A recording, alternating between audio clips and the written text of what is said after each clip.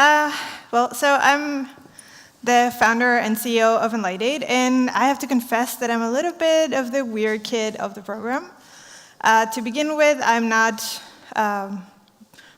representing social entrepreneurship, and within that, Tech4Good. And also, I'm not the regular techie. I still feel a little bit out of my comfort zone in tech, and I'll love to tell you why is that. So, as I said before, I work in social entrepreneurship, and specifically in Tech4Good. Tech4Good means solving a human or an environmental or social problem through technology.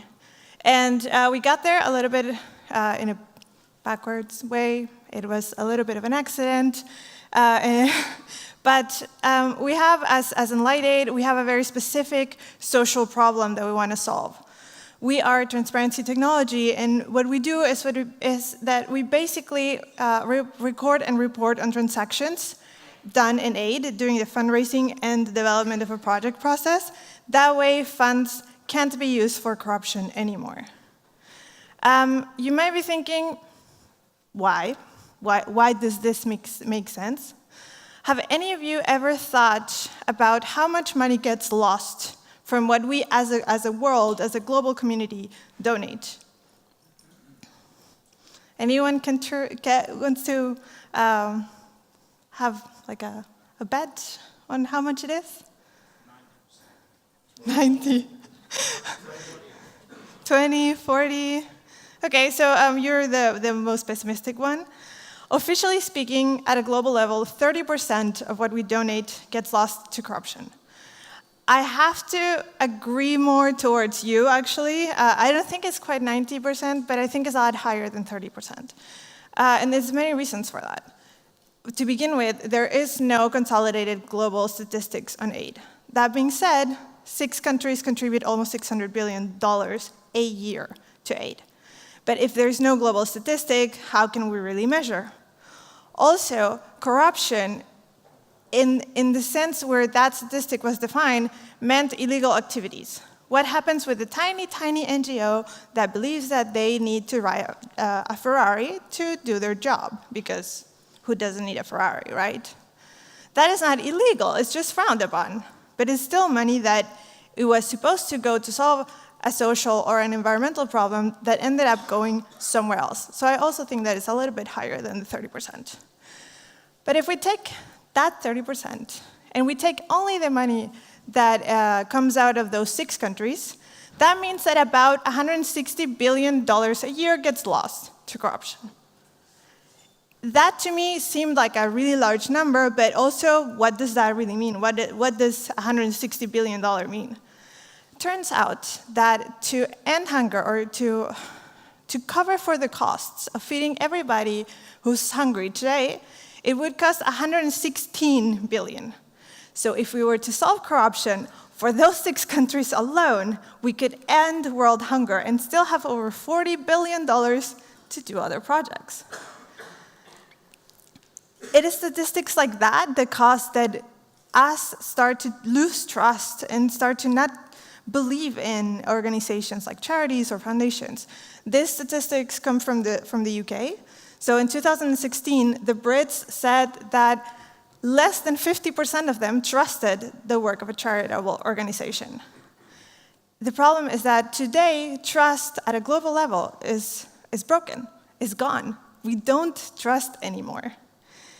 And what we came up with was somehow a digital handshake through technology between the social organizations, the donors, the beneficiaries, and hopefully one day the whole value chain, so service providers, and so on and so forth.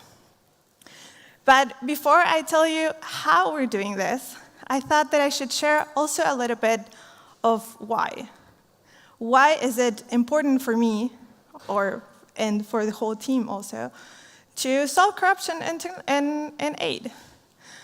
I was born in Chile, and I lived most of my life in South America, between Chile and Argentina.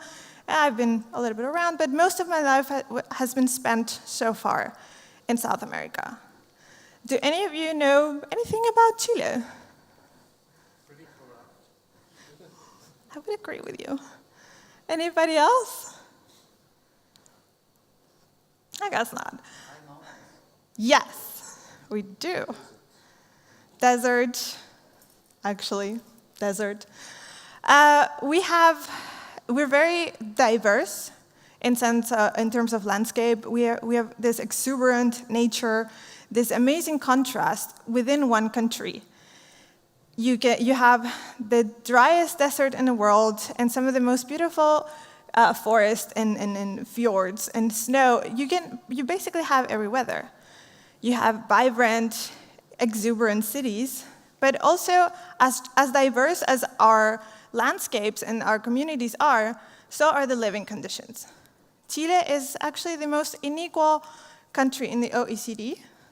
And last year, Business Insider said that Chile is the most unequal major economy in the world, more unequal than South Africa, for example.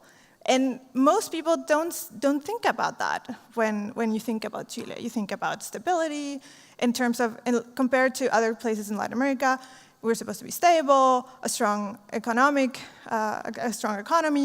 and what have you. But in fact, we're the most unequal society in the world. And I grew up somewhat oblivious to this reality. I come from a normal family. We were not rich, but my parents were able to care for us. We were fed. My parents were able to cover the costs of education. But as I was growing up, I started to understand that I'm not quite as normal. Also, I have 4 sisters, no brothers, which makes me a little bit less normal. And even though we try, we're not quite normal. I started university the year that the Penguin Revolution started. I wanted to become an architect, and the Penguin Revolution has nothing to do with these cute little birds that are behind me, but it has something to do with students. In Chile, we use uniforms, so we look like penguins. And in 2005, students started to protest because of the lack of access of quality education in my country. Quality education is private, and chances are that if you're born poor, you're going to remain so because you're not going to be able to access this quality education. The movement has continued for years. It's still going on, and Chileans are fighting to this day for quality education, for an affordable healthcare system, also for a fair pension system. And I started learning more, like I knew it, but I had never really seen it that much. Chile is very segregated. You can live your whole life in the same neighborhood, never to see what is really going on. And while I was learning this in the first years of university, in a very, very naive way, I was seeing what is going on in my country and what was going on with the kids that were my age, and my own world also shattered. While I was in my early 20s, my parents went bankrupt. And from one day to the next, that meant that I had to cover the costs of education. And even though I took the freaking checks, I did not know what it really meant to have to cover these costs on my own. I did everything I could at the time. I worked as a tour guide. I was a dress person. I did rendering. I did everything I could. And it was a couple of hectic years. I had a lot of help. I wasn't alone. But this experience changed me. I was already questioning the nature of my society, but having gone through it, I couldn't just turn a blind eye anymore. Life became a little bit more normal. I graduated, sort of. I started working and doing my master's, and I got really good working opportunities as an architect. I started with working in very small companies, and then I moved to a large engineering firm. I was invited to work in Toronto, in Canada, which felt like a really big deal. I co-created and led a sustainable development team within my company at a global scale. And since the company focused in industrial architecture, industrial engineering, I even got to live in a mining camp. Life was feeling really cool and normal, and I was making good money. I was not rich, but I was making good money. I got married. Things were sort of stable. But there was this thing in the back of my head. I knew that the only reason why I was able to go through all of that and come out of it was because I was lucky to get a good education growing up. So the vision of what public schools in my country means, which is something like this, kept haunting me. And I dreamt of turning this into something more like that, which is what an architect could do, right?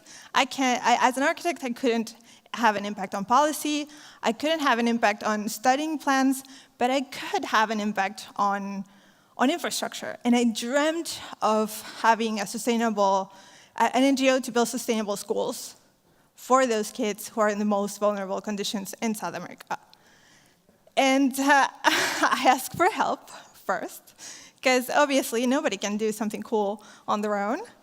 And while I was in Canada, I was really fortunate, and I met some people from Norway, and we became friends. And since Norway has a lot of money, and Chile doesn't, it kind of made sense to ask for help from them. So we created this team that is currently half Chilean, half Norwegian.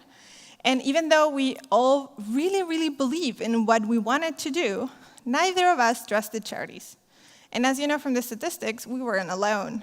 And we had good reasons not to trust charities.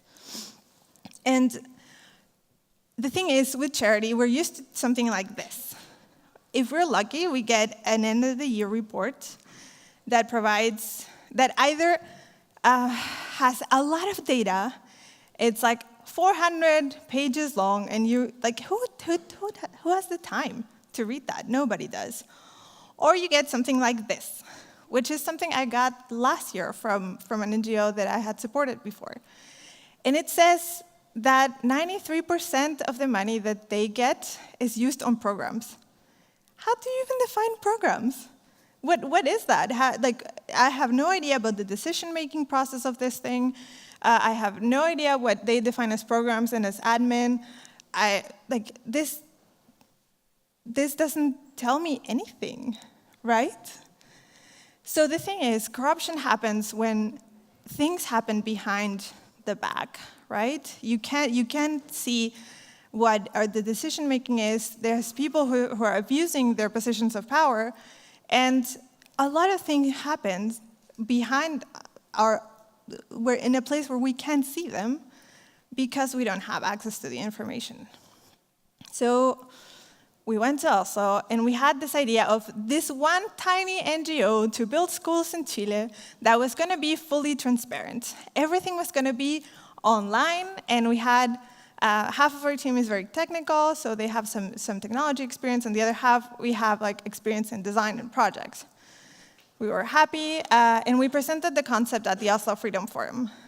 And there, a lot of NGOs came to us and asked if they could use our technology. We looked at each other, and at that point, we had no technology. We had a video, and we had business cards. We didn't have an NGO or funds or anything, and obviously no technology. But we looked at each other, and we said, yes, let's do it. So we decided to switch from just building a tiny NGO into creating this transparency technology so all the other charities, all the other foundations, all the other social projects could become fully transparent, give you the information in real time, and not have this problem of corruption. We came up with this really simple workflow. You can find a project, you can donate, you can experience the transparency, you can smile, and then repeat. To prove this, we created the first version of our technology, which is a crowdfunding platform that is fully transparent. It looks like a normal crowdfunding system in which NGOs publish campaigns, and they fundraise for a specific goal. But then, as a donor, or even as a normal person without registering to EnlightAID, you can see where that money is spent. In this case, this person donated to a project called Me and More. And on his profile, he gets to see that his $10 were spent on wages. This is a summarized version of the payment, but you can access through the details button more details about it. And you can even go and see each individual payment that a project has made. So you can go into their live project page, and you can go into their transparency tab and see each individual payment. You can go further into the details and see who was responsible for this payment, who made the decision, who was it paid to, and you can even go and see the receipt of that transaction happening. That was the first step for us to show that it was possible to have an aid process that did not need any corruption. So far, we have tested this system in 7 countries. We're helping, for example, Sea Shepherd in Chile to protect marine environments. We're empowering women in Kenya. We're helping the World Wildlife Fund in Madagascar to provide an eco stove that saves 50% of wood to protect the environment of this little dude. We're helping raise funds for the victim floods of last year in Sierra Leone. And this is actually the first project that ran through EnlightAID. Is a collaboration between women in Mexico, Norway, and the US. And they're empowering women in Juarez, Mexico, through sustainable fashion. And this is the first project that was ever finished from beginning to end through EnlightAID. And we had 0 losses. Each dollar was accounted for. Each donor was informed and reported on where their donations were spent. And this project even got featured in Vogue, which was really cool. With the first version of our technology, we were able to sort of shed some light into how it works between organizations, donors, and the beneficiaries. And we have established some relationships so far in 3 continents. We have even been funded by both the government of Norway and the government of Chile. We made it as the top 25 in the world's Extreme Tech Challenge, which for a company that has half of their team with no tech background felt really, really amazing. Right now, we're focusing on building the second stage of this technology, and we're looking to incorporate the whole value chain of aid. So we're looking to incorporate to the system companies with their CSR portfolios and also governments. We're looking into blockchain and AI for this version 2, but there's where I want to make a pause. I always say blockchain because we never have time, and when I say blockchain, people somehow understand what I'm talking about, right? But to be quite honest with you, we haven't really made up our minds between blockchain or IOTA. Are you familiar with any of the technologies? Okay, cool. So basically both have a distributed consensus, but unlike blockchain, IOTA is, because of their architecture, a little bit more scalable, and it has a smaller energy requirement since it has no miners. So we're still evaluating which decentralized technology we're using, but the goal for us is to pretty much disrupt this process through establishing a decentralized real-time auditing and benchmarking system. We want to build a decentralized immutable project database that has projects all over the world so they can be compared easily. Let's take, for example, if we were to build 50 hospitals in Nicaragua. By building those hospitals using this technology, we would be able to create a project cost profile. And for school number 51, with AI, we could stop any transaction that deviates from that cost profile per square meter for that kind of project in that region. So that is basically where we want to go, and that is where we believe that decentralization can be really, really important and impactful. This is a little bit of a sneak peek of how version 2 will look like. We're working a lot with mobile, since a lot of the clients that we have in remote locations don't have access to computers, but they do have access to smartphones. This is basically incorporating companies so we can create the 21st century corporate social responsibility project. We enable the companies to monitor their CSR portfolio, to involve the community and their employees in the decision making. And here for this, I logged in as awesome company. and they're looking for another NGO to support. They have heard great things about Great Foundation, and they can see all of their information before making a decision, even all of their financial statements. If they think that this is a good it's performing good for what they believe in, they can just choose to support them with either one unique payment or a monthly subscription, and then the information will be added on their profile with all the details of the expenses as we did in version 1. Now is the moment for all of us to get involved into demanding more transparency for this kinds of projects, and maybe for all. Thank you.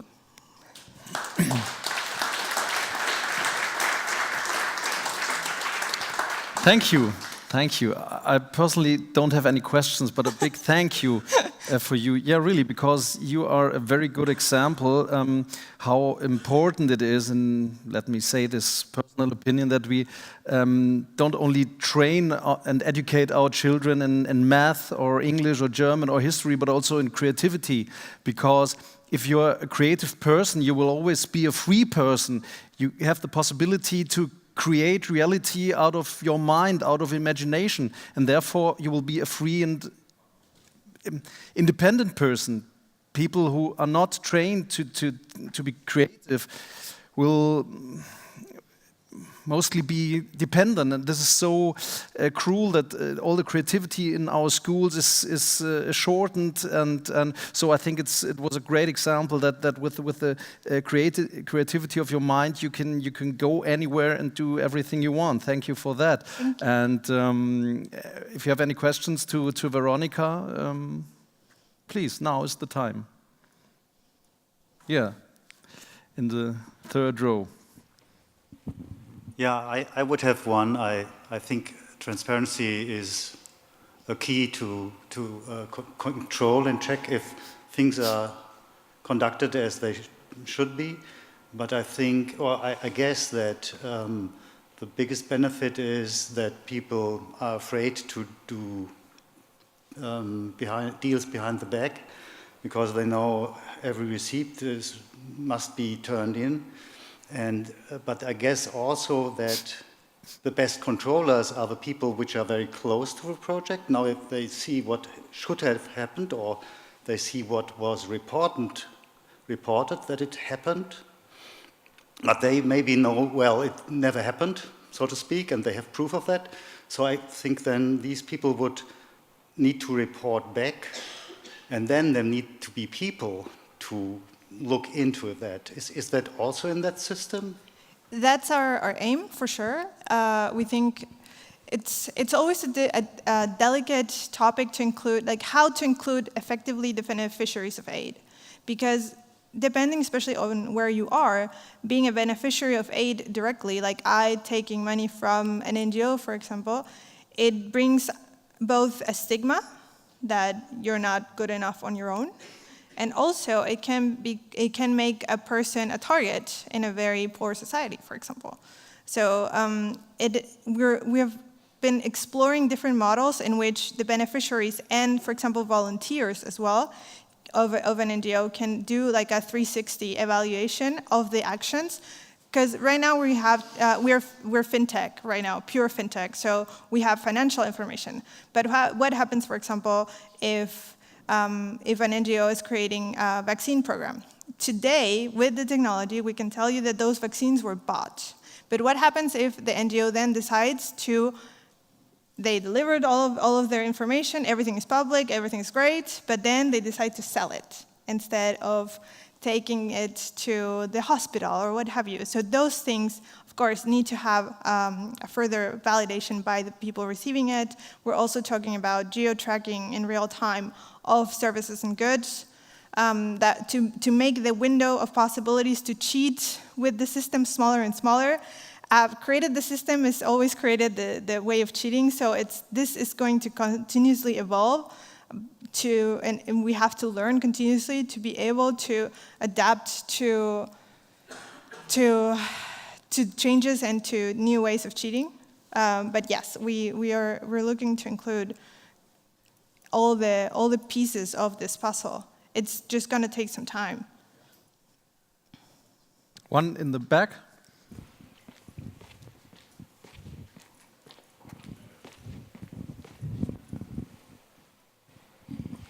Well, thanks very much. First of all, congratulations. It's a very cool project. I'm really envious. Would like to be there with you. Please, join us.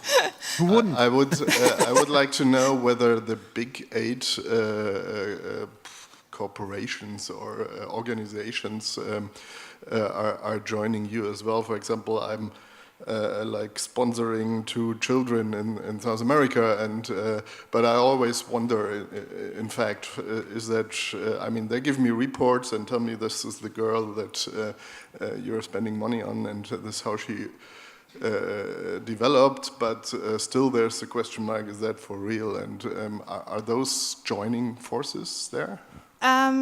Yes, and it's actually one of the reasons. When we pitch the concept of transparency, we pitch the concept as full transparency to large NGOs. And all of them loved the concept, but also they said it's too much change too fast, which is one of the reasons why we first coded a crowdfunding system that could give the flexibility of doing a project-by-project base, so they can kind of dip their toes into transparency without changing their whole operation. And so far, our biggest clients are the SOS Children's Villages in Peru, World Wildlife Fund in Madagascar, and Sea Shepherd in Chile. The other organizations are relatively small and really, really local. But as we grow, also grows the interest from larger organizations. I don't know if that answers really the question. Okay. So, thank you, Veronica. Thank you. Big applause.